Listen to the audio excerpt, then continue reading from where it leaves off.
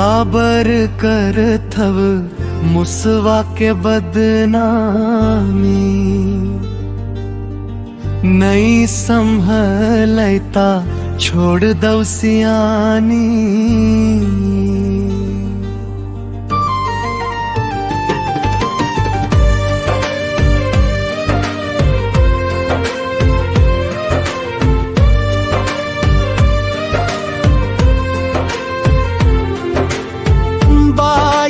Quintal धान कहाँ गए जवाब दो, 7 करोड़ के नुकसान के हिसाब दो।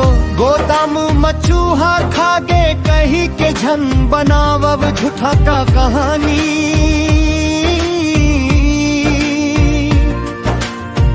गरीब जनता के धान लुट गए, ऐ घर कौन है जिम्मेदारी। काबर कर था मुसवा के बदनामी, नहीं संभलता छोड़ दो सियानी।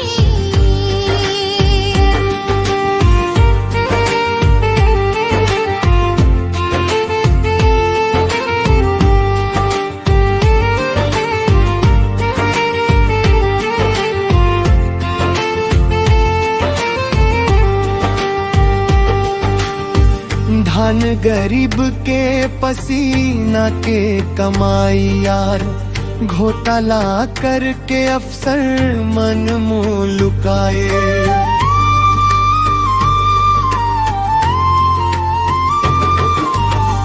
कागज में सब ठीक ठाक भीतर माँ चोरी, जनता पूछत है सवाल कब होई जांच पूरी।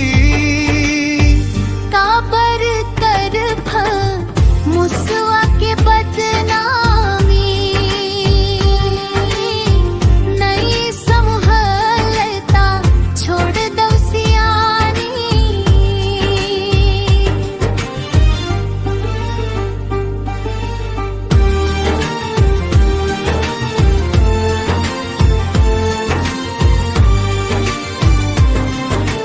जांच करो हिसाब दो, नहीं तो हो ही आंदोलन। जनता के धन के लूट मां उठा ही जनघोषण।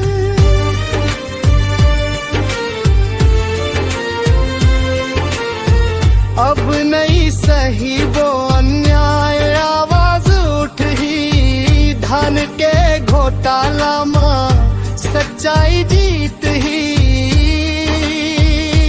तुहर नियत गिलहरी